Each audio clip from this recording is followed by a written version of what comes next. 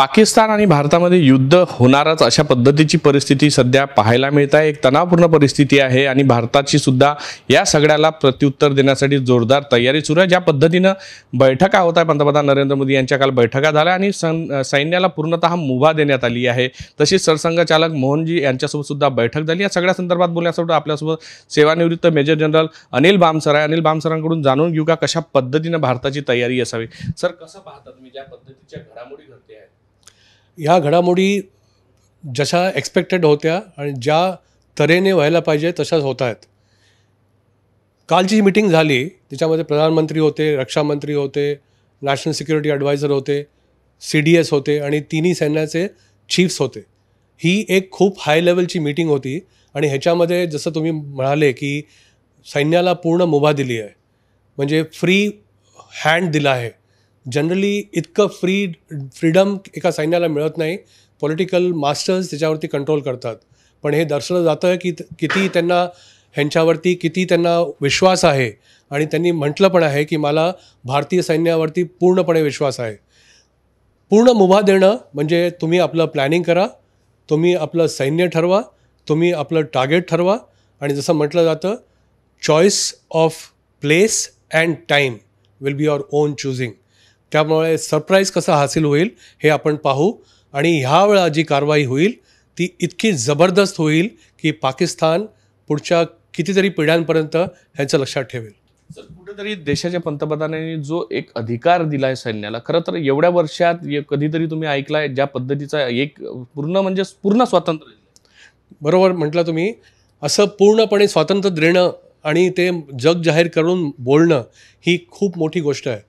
हे सैन्याला सांगणं की तुम्हाला you are at free will, free hand दिला आहे की तुम्हाला जसं कारवाई करायची तशी कारवाई करा। आता जेव्हा आपण लढू तेव्हा आपले हात मागे बांधलेले नसतील, काही प्री कंडिशन नसतील, काही रिस्ट्रिक्शन नसतील।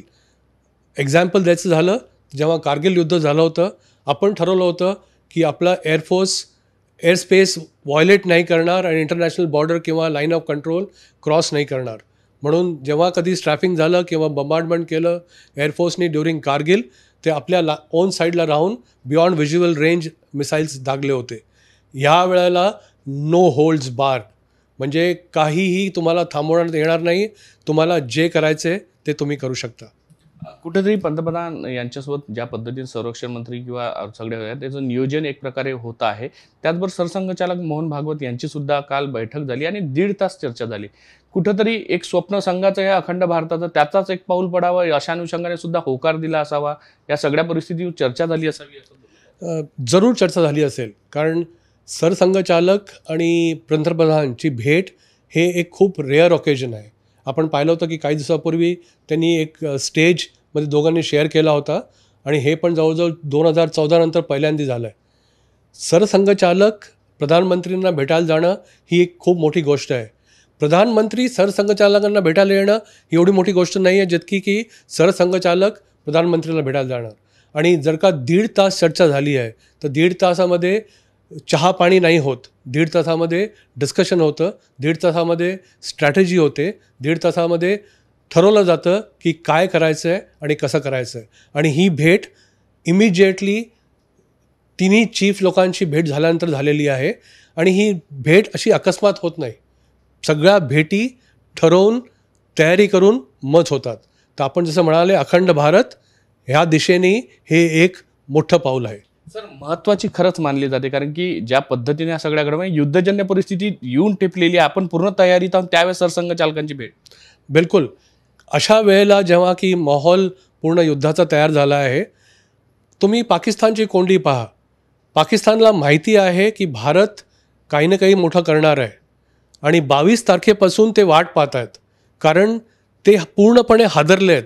त्यांची अशी स्थिती झाली आहे की लवकर काहीतरी करा आणि संपवा। आता हे संपणारं नाही आहे। आता हे जेव्हा सुरू होईल इतक्या जोरदार तरीकेने सुरू होईल की पाकिस्तान वाट पाहिल की हे कधी संपेल आणि तेव्हा संपेल जेव्हा आपल्याला आपली गरज आहे आणि आपण ठरवू सुरू तुम्ही केलं आहे, संपवेन मी। नक्कीच यावेळेस भारतच ज्या पद्धतीनं कठोर भूमिका घेतली, म्हणजे ज्या पद्धतीने भारतीयांना मारलं गेलं, यापूर्वी असं कधी उत्तर दिलं जावं नाही अशा पद्धतीची तयारी आहे। बिलकुल, कारण आता कहर केला आहे। आपण पाहिलं होतं की जेव्हा पहिले दोन्ही झाले अटॅक 2016मध्ये उरी झालं, मग त्याच्यानंतर पुलवामा झालं, आता पहलगाव झालं.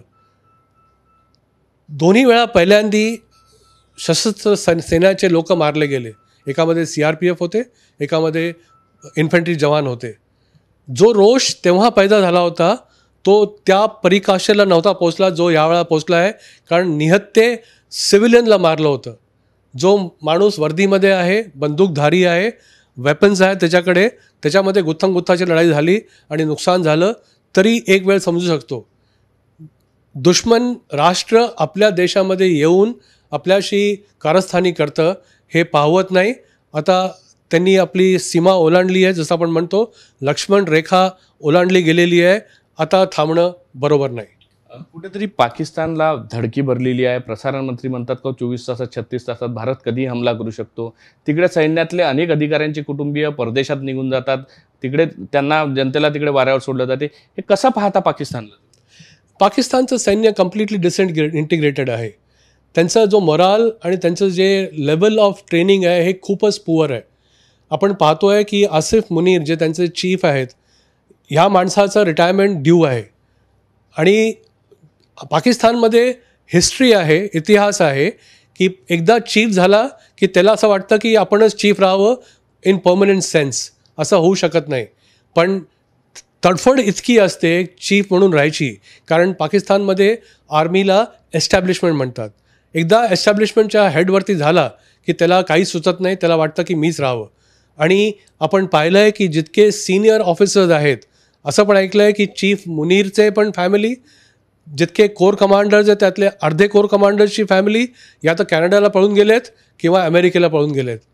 पाकिस्तानचे जितके पण चीफ आहेत, एक घर त्यांचं इस्लामाबादमध्ये असतं, एक त्यांचं घर दुबईमध्ये असतं आणि एक घर UK किंवा कॅनडामध्ये असतं. कारण कधी पळून जावं लागेल कोणाला सांगता येत नाही. कारण आता मोराल इतका लो आहे. मध्ये एक बातमी आली होती, एका कोर कमांडर 11 कोरनी लिहिलं होतं की माझ्या कोरमध्ये आणि बाकी नेबरिंग कोर्समध्ये इतका मोराल डाऊन आहे की ऑफिसर्स आणि जवान हे कंप्लीट लोक रिझाईन करत आहेत. आणि जवळजवळ 400 ऑफिसर्स आणि 1000च्या वरती जवान यांनी ॲप्लिकेशन लिहून दिलं आहे की आम्हाला रिझाईन करायचं आहे, आम्हाला घरी जायचं आहे. हे दर्शवतं की हालत किती खराब आहे. आणि बाजवा जो एक्स चीफ होता तो ऑलरेडी बोलला होता की पाकिस्तानकडे 3 दिवसापेक्षा जास्ती लढायची क्षमता नाही. आपण आता पाहाल पुढे काय होईल आणि पाकिस्तानची काय हालत होईल. सर, ज्या पद्धतीनं भारताला या दहशतवादी विरोधी कारवाईला खूप मोठं पाठबळ इतर देशांकडून मिळत आहे, ब्रिटनकडून मिळत आहे, रशिया आपल्या पाठीशी अनेक वर्षांचा मित्र राहिलेला आहे, त्याचं सुद्धा पाठबळ मिळत आहे. कुठेतरी यावेळेस जी घडेल ते पाकिस्तानसाठी धडाच नाही तर पाकिस्तान कदाचित नसेल. हे पण शक्य आहे. आपण पाहतो की जेव्हा 22 एप्रिल झालं, पहलगाम झालं, इमिजिएटली भारताने आपली कूटनीती तयार केली. सगळे जितके foreign countries, friendly foreign countries होते, not so friendly foreign countries होते जसं चायना आहे, ते सगळ्यांना बोलवून त्यांना ब्रीफ केलं गेलं. प्रत्येक कंप्लीट फॉरेन मिनिस्ट्रीनी सगळ्या देशांची, त्यांच्याशी राष्ट्रांशी बोलणी केली, त्यांना एक्सप्लेन केलं, त्यांना सांगितलं गेलं. आणि आपले जे ट्रेडिशनल फ्रेंड्स आहेत, जसं रशिया आहे, मिडल ईस्ट आहे, इस्रायल आहे, ह्या सगळ्यांचा आपल्याला पाठिंबा आहे. UKनी पण ओपनली म्हटलं आहे की ह्यांना धडा शिकवा. एक लक्षात ठेवलं पाहिजे, जेव्हा आपण काही कारवाई करतो, निश्चय करतो, आपण एकटे असतो आणि एकटे करण्याचं धाडस आपल्यामध्ये आहे आणि आपण करू शकतो. कोणी सपोर्ट केला तर चांगली गोष्ट आहे, नाही केला तर आपण आपल्या जोरावरती हे पूर्ण कारवाई करू शकतो. नक्कीच सर, शेवटचा प्रश्न, ज्या पद्धतीने पंतप्रधानांची युद्धनीतीसाठी असलेली सगळ्या मंत्रालयासोबत तयारी असो, सरसंघचालकाची भेट असो आणि आपण जो वेळ घेतो आहे हे सगळे आपल्या तयारीचा एक भाग असावा. शेवटचं याच्यात हेच विचारेल, युद्ध कशा पद्धतीनं होऊ शकतं आणि यावेळेस इतिहास काय सांगून जाईल आतापर्यंतचा असलेला आणि यावेळेसचं हे इतिहासात नोंद होईल असंच युद्ध? यावेळा जे कारवाई होईल इतिहासामध्ये जरूर नोंद होईल आणि जसं म्हणतात will be written in golden letters. इतिहास कायम राहील आणि दर्शवेल की पाकिस्तान काय होता आणि आता काय राहिला आहे. कारण ते पाकिस्तानमधले बलोचिस्तान असो, खैबर पख्तूनवा असो, सिंध असो, POK असो, हे सगळे तुटून बाहेर पडायला तयार आहेत. कारण पाकिस्तान आता एक असा देश आहे जिथे राहण्यासारखं काहीच राहिलं नाही आहे. ना पाणी आहे, ना राशन आहे, ना पेट्रोल आहे, ना डिझेल आहे. आणखीन काय पाहिजे? Pakistan will disintegrate very soon. असं मला कधीच वाटणार नाही. पाकिस्तान बाहेर असलेलाच बरं आहे. जी जखम नासूर असते तिला काढून फेकणं जरुरी आहे. नक्कीच यावेळेस ज्या पद्धतीनं आपली तयारी सुरू आहे, देशाचे पंतप्रधान नरेंद्र मोदी आणि सरसंघचालक यांची भेटही या सगळ्या परिस्थितीमध्ये अत्यंत महत्त्वाची मानली जात आहे. त्यामुळे यावेळेसचं जे उत्तर असेल ते पाकिस्तान आयुष्यभर लक्षात ठेवेल अशाच पद्धतीचं उत्तर जे आहे ते भारतीय सैन्यांकडून दिलं जाणार आहे. व्हिडिओ जर्नलिस्ट सौरभ भोलेसह पराग डोबळे, साम टीव्ही न्यूज, नागपूर. देश विदेशातील प्रत्येक घडामोडींचे लाईव्ह अपडेट मिळवण्यासाठी आता साम टीव्हीच्या सर्व सोशल मीडिया प्लॅटफॉर्मला लाईक, फॉलो आणि सबस्क्राईब करा. तसंच सर्व नोटिफिकेशनसाठी बेल आयकॉन प्रेस करायला विसरू नका.